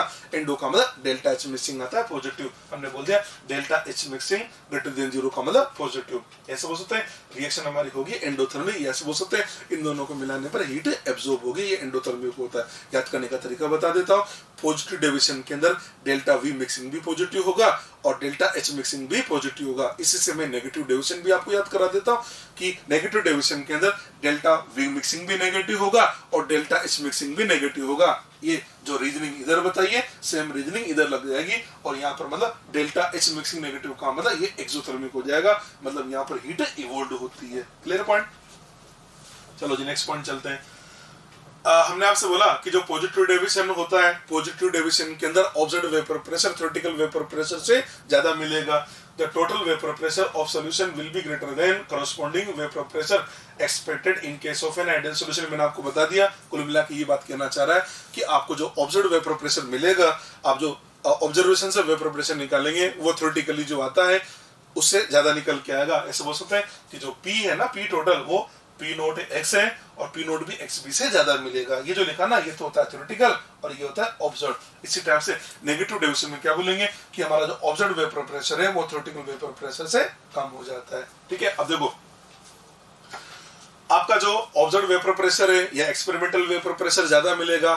अगर एक्सपेरिमेंटल वेपर प्रेशर ज्यादा मिल रहा है, इसका मतलब वेपर में जाने की टेंडेंसी ज्यादा है, मतलब एक तरह से बॉइलिंग पॉइंट कम हो गया, तो इस केस में क्या बोलेंगे, जो पॉजिटिव डेविएशन है उसके अंदर बोलेंगे कि हमारा जो ऑब्जर्व बॉइलिंग पॉइंट, देखो ऑब्जर्व वेपर प्रेशर ज्यादा है तो ऑब्जर्व बॉइलिंग पॉइंट कम होगा। ऑब्जर्व बॉइलिंग पॉइंट को या एक्सपेरिमेंटल बॉइलिंग पॉइंट को बातें की है ना, तो हम बोल देंगे एक तरह से इसमें जो हमारा ऑब्जर्व बॉइलिंग पॉइंट है वो थ्योरेटिकल बॉइलिंग पॉइंट से कम होगा। ऐसे बोल सकते हैं theoretical boiling point observe boiling point से ज्यादा होगा। लिखा ना, boiling point theoretical is greater than boiling point experimental.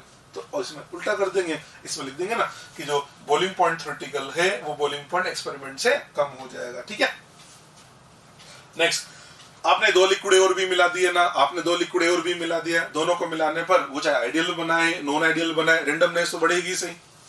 आप दो लिक्विड ले रहे हैं, एक लिक्विड आपने ए लिया, एक लिक्विड आपने बी लिया, दोनों को मिला दिया, दोनों को मिलाने पर चाहे वो आइडियल सॉल्यूशन बना है या फिर नॉन आइडियल बना है, रेंडमनेस तो हमेशा बढ़ेगी ना, इसलिए बोल दिया जाता है डेल्टा एस मिक्सिंग होता है पॉजिटिव। तो डेल्टा एस मिक्सिंग तो चाहे आइडियल हो या नॉन आइडियल सब में पॉजिटिव होता है। लिखा ना, डेल्टा एस मिक्सिंग इसमें भी पॉजिटिव है, डेल्टा एस मिक्सिंग उसमें भी पॉजिटिव होता है, तीनों में पॉजिटिव होता है। ये कंपेरिजन है। ये जो आपको बता रहे हैं आइडियल नॉन आइडियल, ये बहुत इंपॉर्टेंट है, एग्जाम में कंफर्म क्वेश्चन पूछता है, बोल देता है which one of the following is the condition for ideal solution non ideal, और ये delta H, delta G, delta H और डेल्टा वी इनके ऑप्शन बना बना के दे देता है, समझ लेना ध्यान से। डेल्टा जी की बात करें, आपने दो लिक्विड मिला दिए, दो लिक्विड मिलाने पर सॉल्यूशन वो चाहे आइडियल बनाए या नॉन आइडियल बनाए, आइडियल का सॉल्यूशन का बनना या नॉन आइडियल का सॉल्यूशन का बनना, ये सब क्या है, तो सब स्पॉन्टेनियस ही है ना। इसका मतलब डेल्टा जी सभी का नेगेटिव होता है, तो मैंने सभी जगह लिख दिया डेल्टा जी इसका भी नेगेटिव है, डेल्टा जी ये भी नेगेटिव है, डेल्टा जी ये भी नेगेटिव होता है, डेल्टा जी नेगेटिव होते हैं। अब इनके एग्जांपल की बात करें, ये लीजिए इनके एग्जांपल की लिस्ट है, ये एग्जांपल आपको याद करने पड़ेंगे। आइडियल सॉल्यूशन का एग्जांपल है, आइडियल सॉल्यूशन का एग्जांपल लिया मैंने, आइडियल में है benzene, toluene, CCl4, SiCl4, N hexane, N heptane, ethyl bromide, ethyl bromide, ethyl chloride. ठीक है, इस टाइप के एग्जांपल है। इसमें एक और बोल सकते ब्रोमो बेंजीन, क्लोरो बेंजीन। ठीक है, N-हेक्सेन, N-हेप्टेन। देखो बेसिकली हम क्या बोलते हैं, प्रैक्टिकली देखा गया, प्रैक्टिकली कोई भी सॉल्यूशन ऐसा नहीं जो आइडियल हो। Practically there is no ideal solution, practically कोई भी सॉल्यूशन आइडियल सॉल्यूशन नहीं होता है।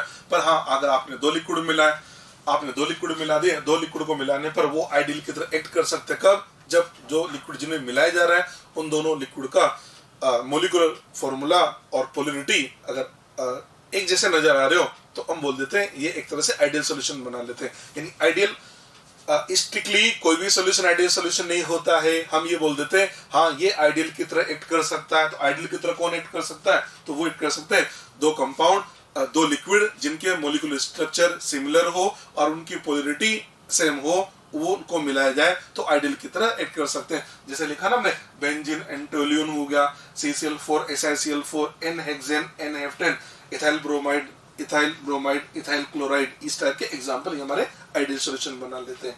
नॉन आइडियल में चले, नॉन आइडियल में पहले चले अपन पॉजिटिव डेविएशन में। अब देखो पॉजिटिव डेविएशन को समझने का कॉन्सेप्ट क्या लगेगा, इसको आप समझिए। पॉजिटिव डेविएशन का मतलब ऑब्जर्व्ड वेपर प्रेशर, आपको ऑब्जर्व्ड वेपर प्रेशर ज्यादा मिलेगा। ऐसे बोल सकते हैं ए और बी दो लिक्विड को मिलाने पर जो नया स्ट्रेंथ डेवलप हुआ वो वीक होना चाहिए। ए और बी दो लिक्विड को मिला रहे हैं तो दोनों को मिलाने पर जो नया स्ट्रेंथ बन रहा है ए और बी वो वीक होना चाहिए ना, तभी तो को बोलेंगे ना कि ये हमारा एक पॉजिटिव डेविएशन बताता है। देखो हमने लिया इथेनॉल एंड साइक्लोहेक्सेन, समझना इधर, इथेनॉल और साइक्लोहेक्सेन लिया, इथेनॉल में हाइड्रोजन बॉन्ड होता है, साइक्लोहेक्सेन नॉन पोलर होता है। तो होगा क्या, जैसे साइक्लोहेक्सेन को हम इथेनॉल में मिलाएंगे, इथेनॉल में मिलाते क्या होगा, साइक्लोहेक्सेन उसके हाइड्रोजन बॉन्ड को वीक कर देगा, इसकी वजह से वेपर में जाने की टेंडेंसी ज्यादा, तो observed vapour pressure theoretical vapour pressure से आपको ज्यादा मिलेगा, इसलिए बोलते हैं पॉजिटिव डेविएशन का एक एग्जांपल होता है। और देखो इथेनॉल वाटर, इथेनॉल में हाइड्रोजन बॉन्ड है, वाटर में भी हाइड्रोजन बॉन्ड है, आपने दोनों को मिला दिया, दोनों को मिलाने पर ये एक दूसरे का हाइड्रोजन बॉन्ड को वीक कर देंगे, यानी वेपर में जाने की टेंडेंसी ज्यादा, इसका मतलब ये पॉजिटिव डेविएशन बताते हैं। इस टाइप से इन सारे एग्जांपल को देखना होता है। मतलब एक तरह से पॉजिटिव डेविएशन में कॉन्सेप्ट क्या लगाना है, पॉजिटिव डेविएशन में कॉन्सेप्ट ये लगाना है, इन दोनों को मिलाने पर नया स्ट्रेंथ वीक हो गया, और नेगेटिव डेविएशन में कॉन्सेप्ट लगाना है, इन दोनों को मिलाने पर नया स्ट्रेंथ आपका स्ट्रॉन्ग हो गया, तो नेगेटिव डेविएशन बन जाएगा। जैसे हमने एक ले लिया क्लोरोफॉर्म, एक हमने ले लिया इधर CH3COCH3, ठीक है, CH3COCH3 ले लिया, एसीटोन और क्लोरोफॉर्म है। फर्स्ट एग्जांपल मेरा क्लोरोफॉर्म एसीटोन है, होगा क्या, क्लोरोफॉर्म एसीटोन है, दोनों को मिलाते हैं, दोनों को मिलाने पर इनके बीच में हाइड्रोजन बॉन्ड बनेगा, हाइड्रोजन बॉन्ड बनने से होगा क्या, नया स्ट्रेंथ स्ट्रॉन्ग हो गया, नया स्ट्रेंथ स्ट्रॉन्ग, इसका मतलब नेगेटिव डेविएशन बन गया। इसी टाइप से और ले लिया हमने ये जितने भी एग्जांपल है, इन सबको ऐसे समझना है कि नया स्ट्रेंथ आपका क्या हो रहा है, स्ट्रॉन्ग हो रहा है, इसकी वजह से ये आपके नेगेटिव डेविएशन के एग्जांपल होते हैं। ये एग्जांपल की लिस्ट है, आप इनको एग्जांपल को लर्न कर लेना, ठीक है।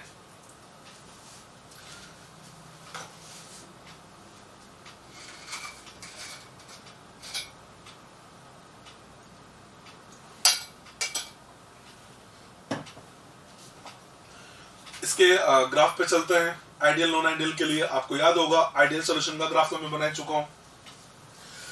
ये ग्राफ हमने क्लास में बनाया था, बता चुका हूं मैं आपको। ये मोल फ्रैक्शन लिया था हमने, x ए 0 है, x भी यहाँ 1 है, यहाँ x ए 0 है तो इधर x ए 1 होगा, x भी यहाँ 1 है तो x भी 0 होगा, और ये ग्राफ हमने बना दिया। ये आइडियल सॉल्यूशन का ग्राफ है, ये मैं आपको पहले बता चुका हूँ, ठीक है। तो हो गया आइडियल के लिए। अब नॉन आइडियल की बात करें, नॉन आइडियल में भी क्या होगा, एक तो पॉजिटिव डेविएशन होगा। पॉजिटिव के अंदर क्या होगा, पॉजिटिव में तो ये बोला, देखो आइडियल में क्या हो रहा है कि जो PA है वो P नॉट XA के इक्वल है। नॉन आइडियल पॉजिटिव में क्या होगा, जो PA है ना वो P नॉट XA से ग्रेटर होगा, PB भी हमारा P नॉट XB से ग्रेटर होगा, तो ग्रेटर होगा। तो देखिए इधर देखो, ये जो हमने डॉटेड से दिखा रखा है ना, डॉटेड वाला तो हमारा आइडियल का ग्राफ है, ये लीजिए पहले आप डॉटेड को देख लो, ये डॉटेड दिखा दिया, डॉटेड वाला जो ग्राफ है, ये जो डॉटेड से दिखा रखा है आइडियल का बन गया। अब नॉन आइडियल में भी पॉजिटिव डेविएशन लाना है। हमने आपको क्या बताया, पॉजिटिव डेविएशन में PA जो है ना वो P नॉट XA से ग्रेटर है, इसका ग्राफ ये देखो ग्रेटर है ना, इसलिए ग्राफ ये बन गया।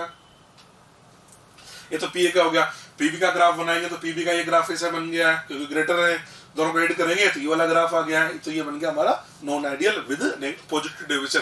तो नेगेटिव डेविएशन का कैसे बनेगा, पॉजिटिव डेविएशन में ग्राफ जैसे आपने ऊपर की ओर बनाया ना, तो नेगेटिव डेविएशन के ना ग्राफ आप नीचे की ओर बना लेंगे, तो नेगेटिव डेविएशन का भी ग्राफ देख सकते हैं। Non ideal solution with having negative deviation, देख लीजिए डॉटेड वाला ग्राफ तो आपका आइडियल का है, नेगेटिव डेविएशन ये लीजिए, ये तो बन गया आपका PA के लिए, ये तो बन गया आपका, ये तो बना PA के लिए, ये तो हो गया PA, ये आपका हो गया PB के लिए, और दोनों को ऐड करेंगे तो ये बन गया आपका PS के लिए, PS का ग्राफ बन गया है, ठीक है। इस टाइप से ये हम आपसे आइडियल और नॉन आइडियल सॉल्यूशन की बात कर रहे थे, तो ये हमारे सॉल्यूशन है आइडियल एंड नॉन आइडियल।